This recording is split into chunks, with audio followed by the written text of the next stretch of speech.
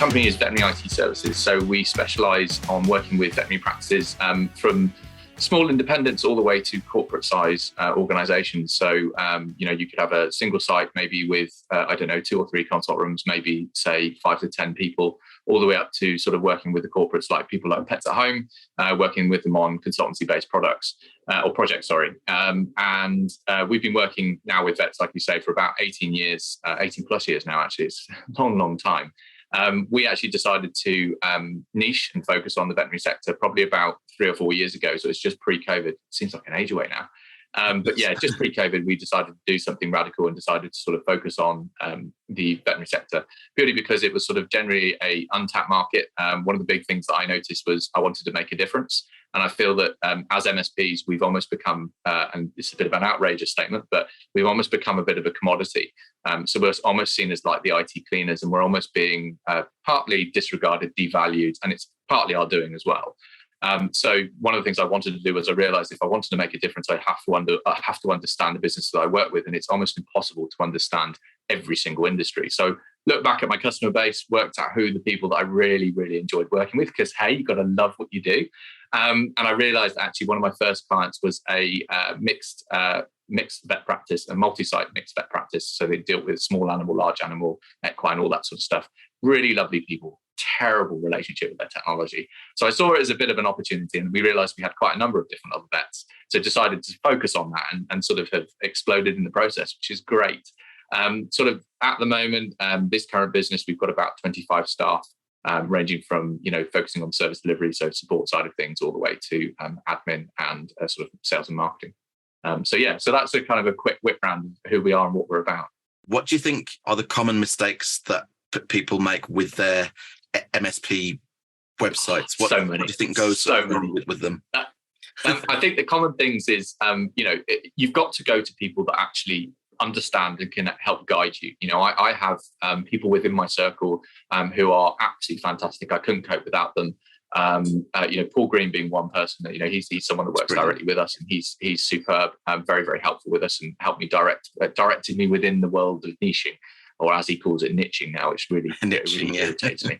But no, I think the common things are stock photography, and not utilizing your people. And I understand when you're first starting up an MSP, it's really, really difficult, but you can still get a professional photos. I mean, if you look at my website, it's of fluffy animals, which is great, and of me, because obviously I'm the front person of this particular organization. We decided to take the Branson-esque approach, I suppose, and it's worked quite well, because again, for vets, it's all about relationships.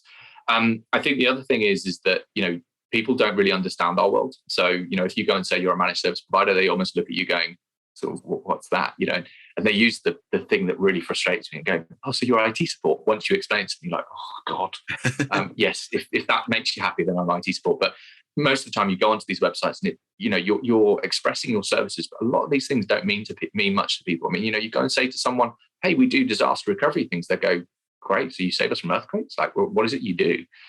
So people almost get confused because it's quite a daunting thing. Most of us tech experts, if you want to call us that, we understand this. We love what we do. But for other people, technology in a way, especially, they generally, they come from having bad experiences in a lot of cases, are scared by what technology is. They find it overwhelming. And so, of course, if you start using these acronyms or words that people don't understand, it confuses them. And I think that's kind of a common mistake. You have a deep focus on cyber security. Can you tell us a bit more about what your offerings look like there, Mitch, please? Yeah, absolutely. So for us, security first mindset means we really want to, anyone that comes by and wants to have a first time appointment with us, meet with us, we tell them about the cyber risk assessment. And before we'll do any business to anybody, we need to do that assessment on them. We get in there, we find out what kind of data they're holding, what kind of personal identifiable information that they're holding, what kind of security holes do they have in their company. So, it's our job to stay up to date and protect our clients, and backups just aren't enough nowadays. It's not a matter of having it encrypted. What happens when it's sold? Are you going to bounce back if you don't protect it?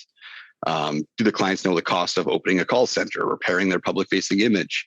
Trying to get the funds back that were drained out of their bank account? Do they even know that the data in their company, possesses value to bad actors? It's scary, and if they don't know that, they're going to become the next victim. And a lot of them, they always say that they're too small to get hacked, but they're just too small to make the news. That's the story. So, we're not going to be out there saying that we're absolutely going to stop you from getting hacked, because nobody can promise that. That's just unreal. We're here to mitigate it to the best of our ability, ensure that there's something that's been put in place. So when the time comes, we know exactly what we're doing to get them out of it. So I'm intrigued now. What did you find most challenging about running an IT business? Now, I know that you mentioned earlier on that you started off as more of a kind of a break fix outfit, and then you kind of changed direction there. I just want to hear what you think you found the most challenging part of your transition from starting out to actually where you are now, an award winner. So yeah. Oh, absolutely. I guess, the biggest thing for me is keeping up with the industry. I feel like, this isn't a once every year or every couple of years kind of training, just to keep up with what's new. It's like, you better be on 2 to 3 webinar calls, something a week, paying attention on LinkedIn for every news article that comes out. There's always something new happening every single week. And if you're not paying attention, you're falling behind on something. So it's a busy industry, and like, it's continuous growth that way. So, as a business owner, it is important for me. As Eric Yelke is my business partner and lead in the tech side of things. He's the actual smart one. So it's also important for him to make sure he's up to date on that kind of stuff as well. But yeah, I think that's one of the biggest things. Other than that, on the actual business level, I think delegating is so key. And it's one thing that I really took way too long to realize, but as an MSP owner, you need to be working on the business, not in the business. Yeah. And that's really key for me.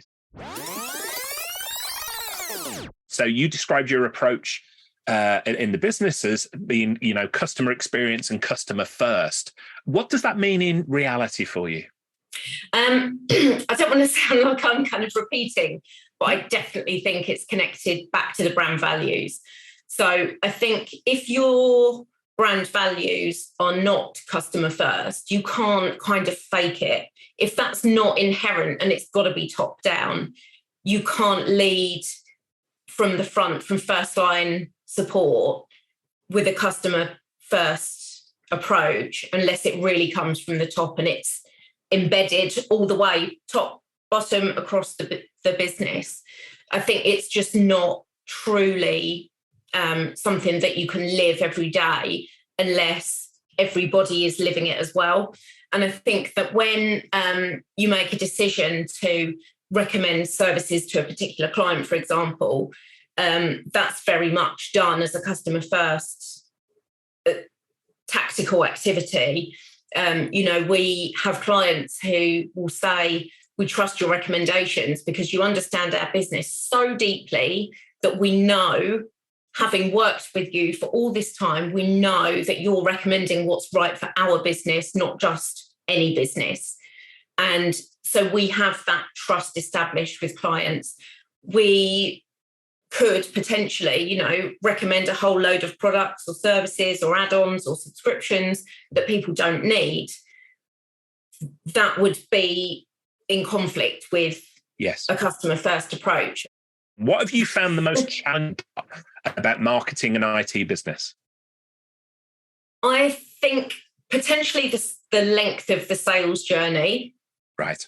But also the fact, like everybody knows, you don't just go out looking for a new MSP for fun. It's not just something you decide to do one day for a lot of businesses. So I think until that pain point is hugely problematic, companies aren't necessarily primed to want to hear from you and engage with you. So I think that can be quite challenging.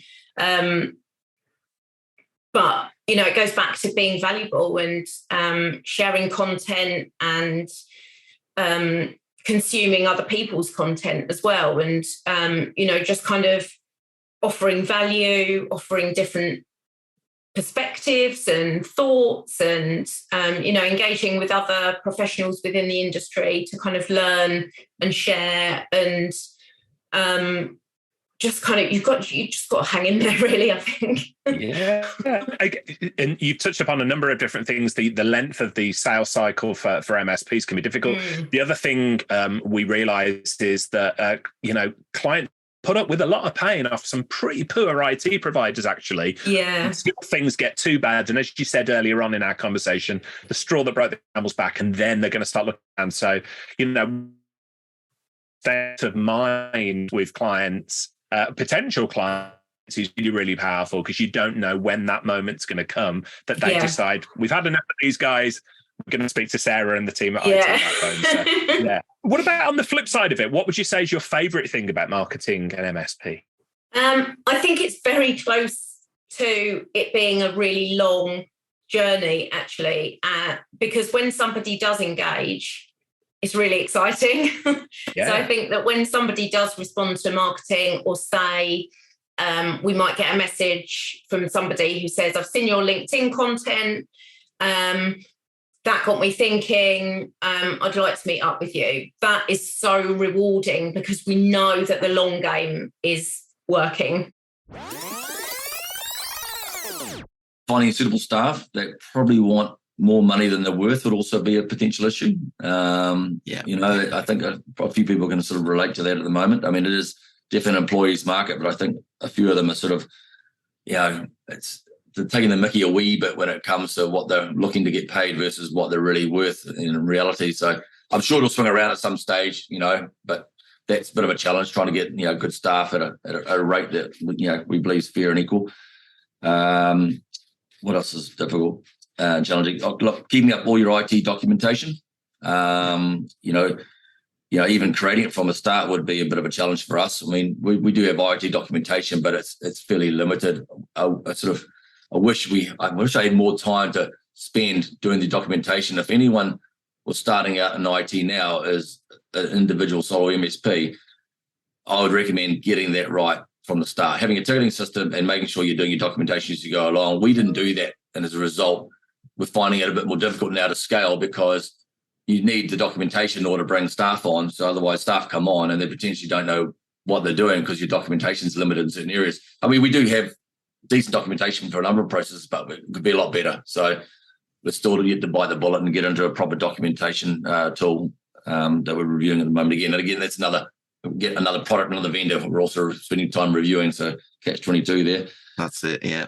And look, and the last thing is I do fairly a lot of long hours. Until I can delegate tasks to others, I sometimes find myself doing additional work in the evenings. Look, but don't get me wrong. I mean, I do have a good work-life balance, but this is something that we're trying to cut back on. I don't really want to be spending my evenings doing extra work, quoting, and doing the admin tasks that you sort of push off during the day because you're doing other work. So that's another challenge for us as well. What would you say are the potential challenges or obstacles that you need to consider in order to achieve this growth goal then? Well, that's it. That is the challenge itself, growth and expansion. It's relatively easy in a way to sit back and manage what I term a lifestyle business, as opposed to a sellable business. But it's always hard to let go when you're the main point of contact for most things within your business. Specific issues would be adding on the right staff and keeping them busy, and incentivized. I can't pronounce it. Incentivized. That's the key thing for them, really. Yeah, and I think you said it earlier too. It's about getting the right staff that don't expect too much, and in terms of remuneration, to kind of have them there in a developing role that they'll want to kind of join your team because there are opportunities to actually grow within it, rather than just have a nice big salary, So yeah, I think a lot. We know we're going to have to recruit. I mean, we've done well so far with external recruitment. We're say using Socks and Knocks and a couple of remote guys overseas and everything else. It works out really well for us, but it's the on-site stuff that you need a couple more guys on the ground here. And we're currently recruiting right at the moment, but it's very thin pickings at the moment. Most of the good guys have already taken, and the other ones are sort of wanting a lot more money than they believe they're worth. Again, they know it's their market, but we'll choose the right person when the time comes and when it's right, but we're not just going to jump in, feet first and hope for the best. We just want to make sure we get that process done correctly. And a lot of people have warned us, don't take staff on. I think just because they've had bad experiences with staff in the past. Mm-hmm. So, but look, there's only a certain amount of sort of offshore remote working that you can actually do. You need guys locally on the ground, and the subcontractors that we use have been brilliant, but it's just to take the next step, we need probably another in-house technician, engineer, probably a level 2 guy, something like that. So that's what we're looking for at the moment. What does culture mean to the final step? What is the culture at the final step? Like a lot of businesses, Raj has spent some time going away and thinking, answering that question, why are we in business? What's the point of it? Why another MSP or yet another MSP? Why are we needed? I think for him and for the rest of the organization, it became about how do we help people fulfill their potential? And by that, by people, he means the staff, the community, so the HTG, the Evolve, the clients, and the wider community as well. And I think that's quite a different mindset, to be of service. Obviously, businesses want to make money, but that is quite a different mindset to say, how can we be of service? And that sets you up for dealing with people in a significantly different way. I think one of the core kind of texts of HTG is Bob Berg's The Go-Giver, which I know you're very familiar with, and usually, probably gets mentioned on your pod. We've had Bob on the podcast before now. Right, okay. I think barely an episode goes by, Simon, that I don't mention Bob Berg and The Go-Giver. I should be on commission with him, sir. So, but yeah, the Go-Giver is a business parable, and it's the reverse, I guess, of the Go-Getter. It's not about what can you accrue, what can you bring to yourself, what can you, store and keep. It's about actually how much can I give, how much can I help, how much can I provide. And that's a very different mindset. And we don't have commission salespeople, because the sales that we do are actually, what do you need as a client? What is your roadmap? What's going to serve your business goals? And it sort of takes care of itself. Yeah. And I think clients notice that and feel a difference when they talk to us about things. Yeah.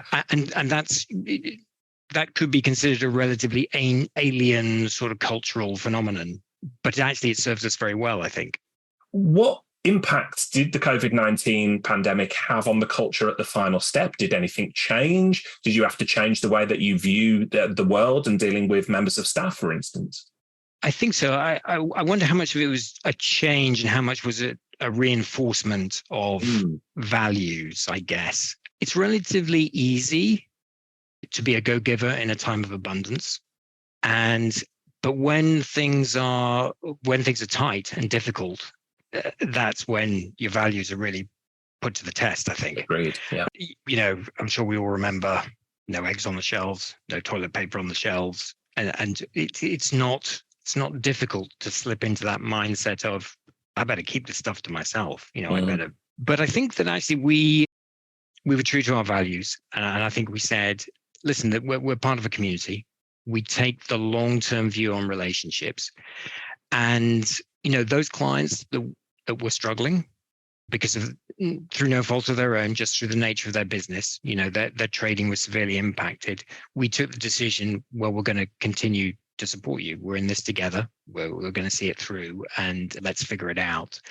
And so I think that element of, how can we help? How can we be of assistance? And I think it wasn't as if it was the first time we've had, because obviously having been around for a time, we've ridden a couple of recessions out. Yes. And some of those recessions have hit some of our clients quite severely. And in similar circumstances, we similar economic circumstances, we have supported clients. It's not been quite as global as it was this time, so we have clients in property who were very severely hit by a couple of recessions, and we stood by them. But I think we were true to those values. I think what happens in that case is we also have to take very good care of the staff. And I think one of the things that we sort of knew, but we kind of relearned, is that there's a need to over communicate. I think often as a management team, you can think, oh, I've said it. Surely they've heard it and they understand it. And actually there is a need to actually keep on repeating things fairly regularly. And, I think there's a saying that, if you tell somebody something 7 times, they'll go, yeah, I think you told me that once a long time ago. Hey folks, Richard here. Thanks for listening today. I know you've got a ton of options for who you listen to nowadays, so I really appreciate your support. Do you have any feedback on this episode? Ideas for future guests? Tweet me at TubbBlog using the hashtag TubbTalk. I respond to every tweet and really appreciate your feedback.